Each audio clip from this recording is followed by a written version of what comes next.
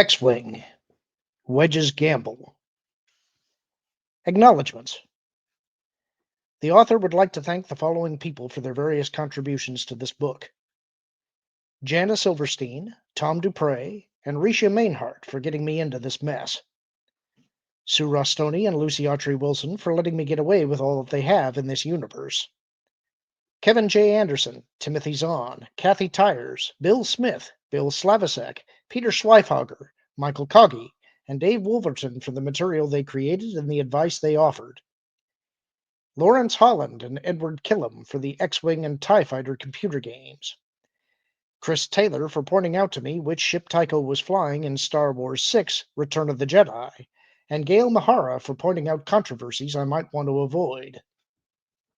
My parents, my sister Karen, my brother Patrick, and his wife Joy for their encouragement and endless efforts to face my other books out on bookstore shelves. Dennis L. McKiernan, Jennifer Robertson, and especially Elizabeth T. Danforth for listening to bits of this story as it was being written and enduring such abuse with smiles and a supportive manner. Chapter 1.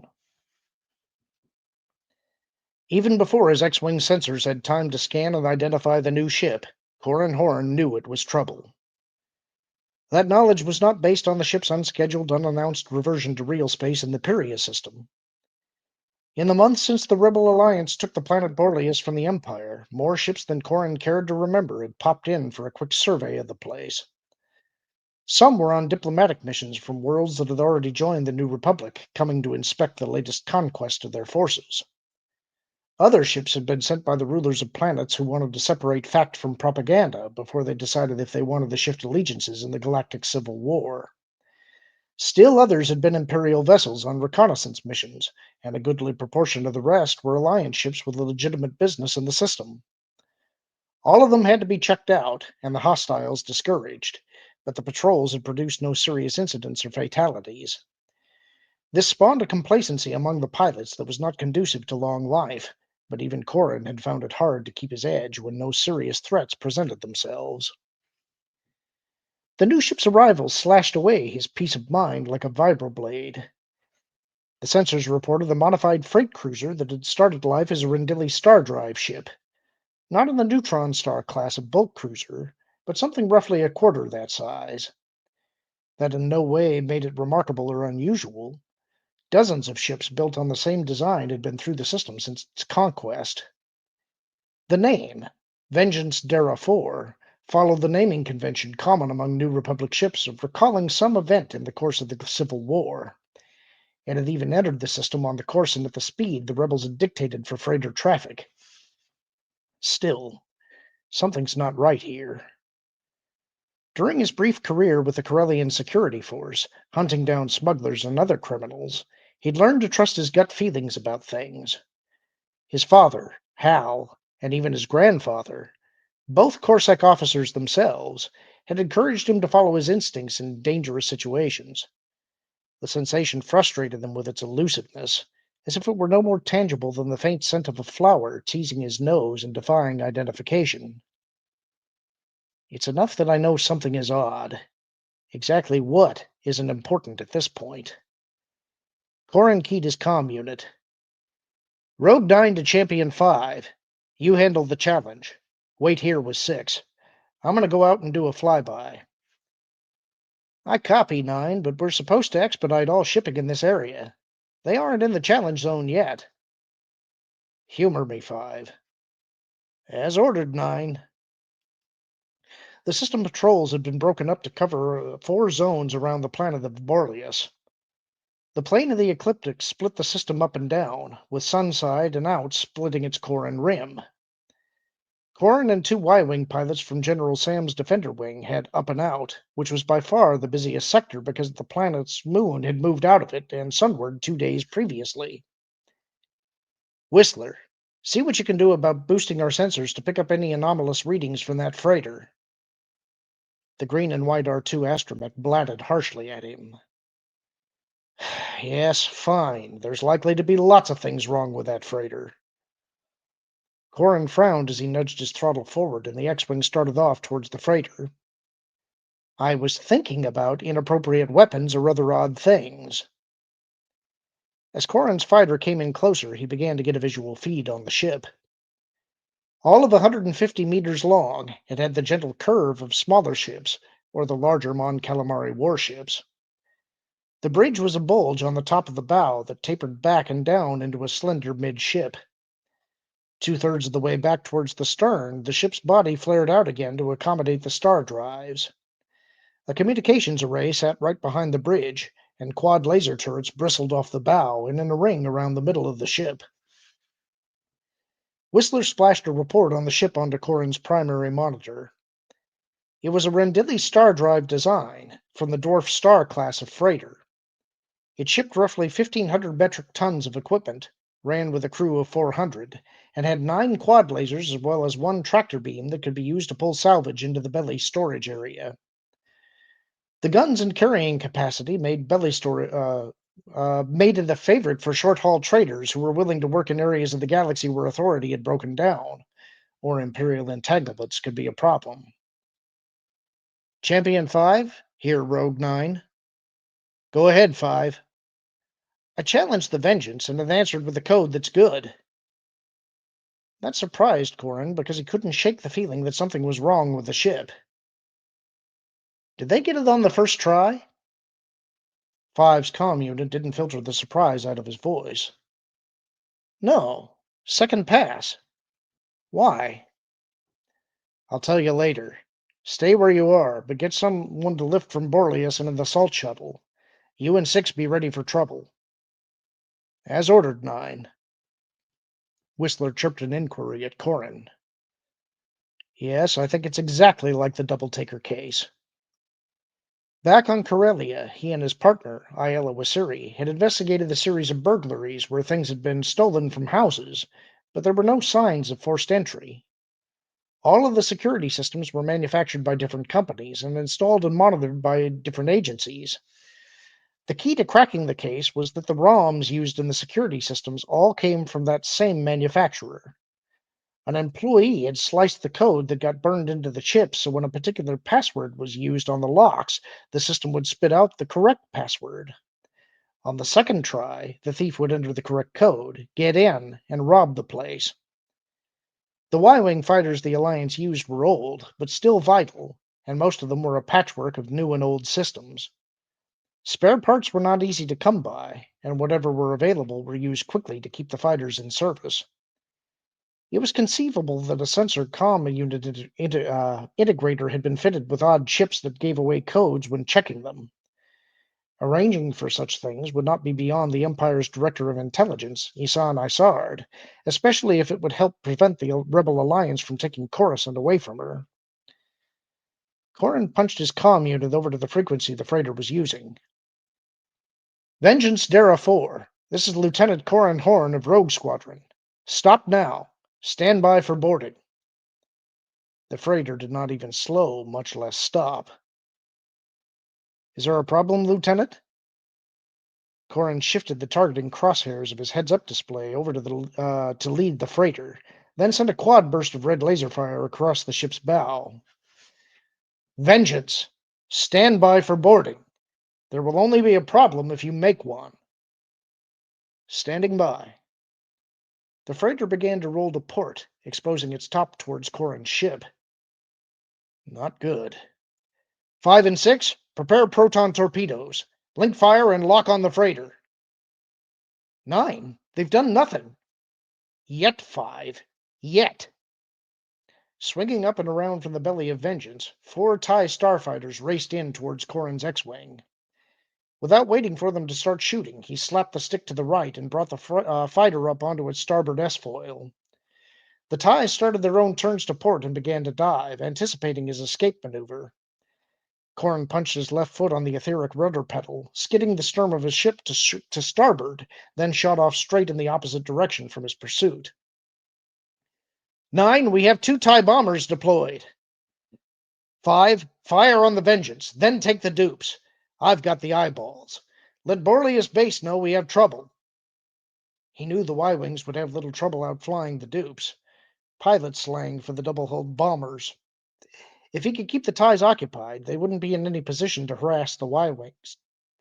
If the missiles the Y-Wings launched at Vengeance were enough to take down the forward shields, the freighter's captain would have to think about running, which would distract the TIE pilots since without him, they were stuck in the Pyria system. Lots of ifs there. Time to make some of them certainties.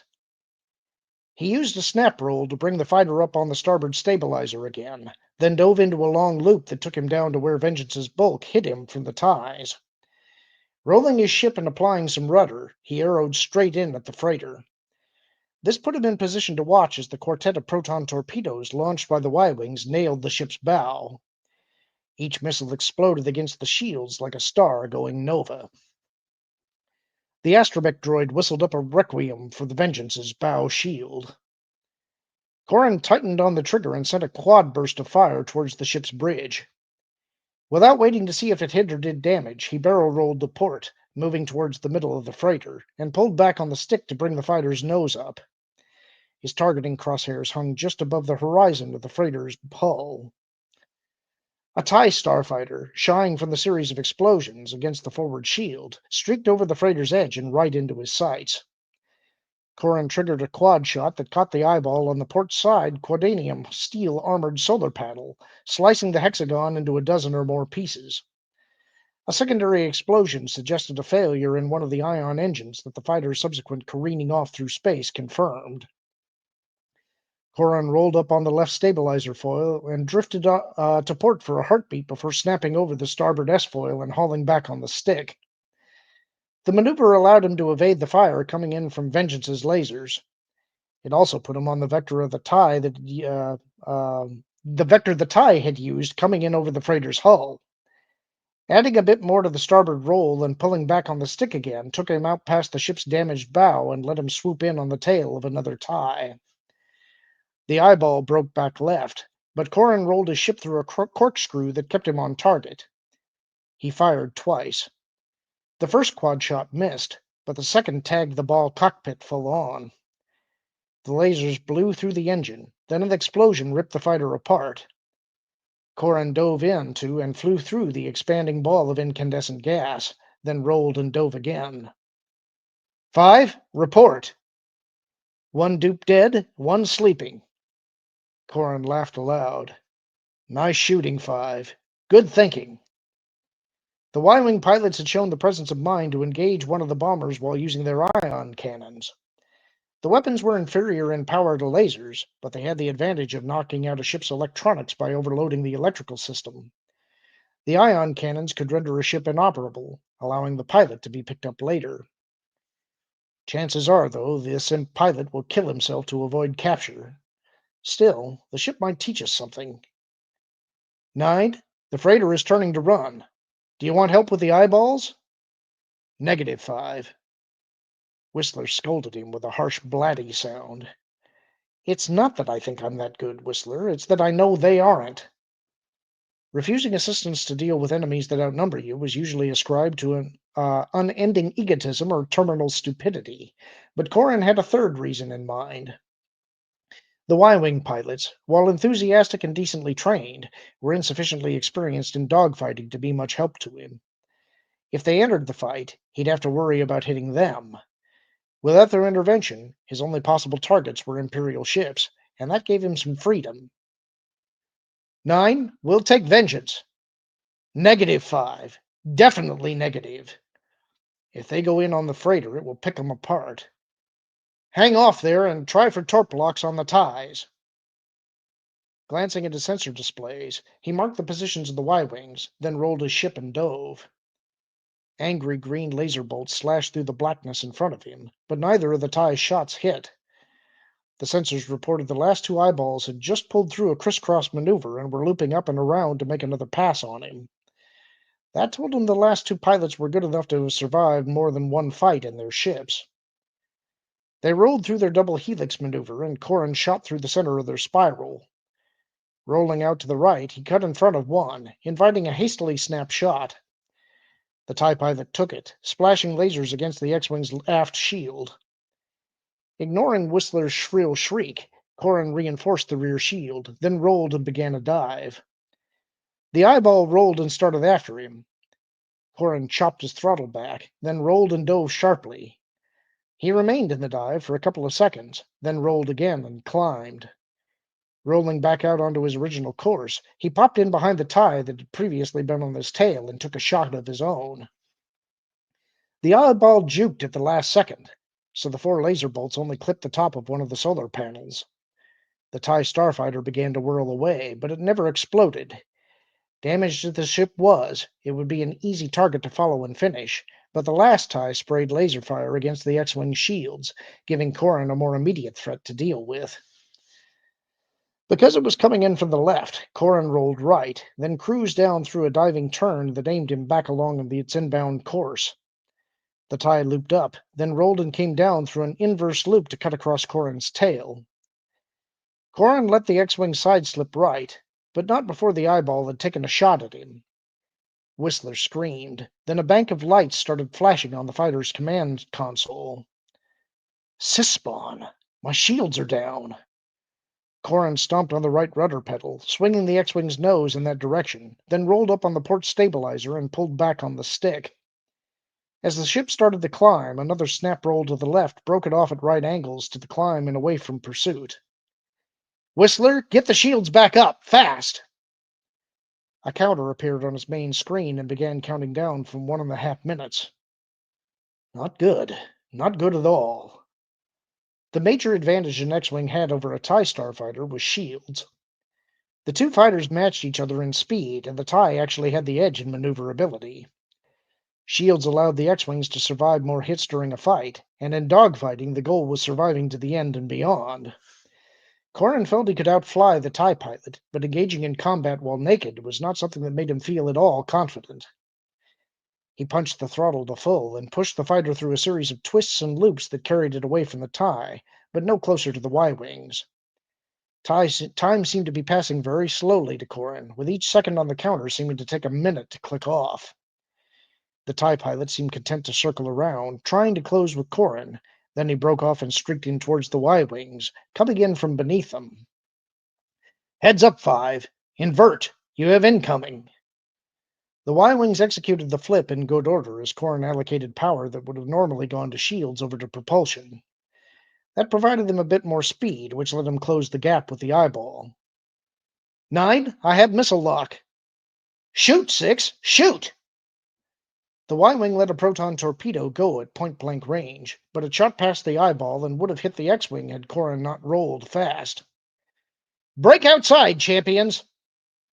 The Y-wing pilots complied with Corin's order, but did so slowly. The TIE spun in on Champion 5, pouring verdant laser bolts into its shields. The Y-wing pilot continued his roll and dive, and the TIE corrected to follow him, allowing himself to fly on a level arc as he pursued his quarry. You're mine now. Corin eased back on his stick, millimeter by millimeter centering the Imperial fighter on his targeting crosshairs. Whistler shrilled a warning.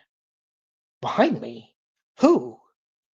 He glanced at his sensors and saw the other TIE closing in on him, and he wanted to break away. Can't. 5 is history if I do. Corin hit his trigger, tracking ruby energy darts along the TIE's flight path. Even as he saw the lasers hit the eyeball's wings and cockpit, he braced for the other TIE's lasers burning through his ship. He saw his target explode and knew, as green laser bolts scythed towards his ship, that he was a dead man. He prepared himself for nothingness. He was not wholly disappointed. Nothing happened. Corin rolled left and climbed. Find him, Whistler! The droid gave back a negative report. What about Vengeance? Whistler reported it had gone to light speed. At least we're clear there.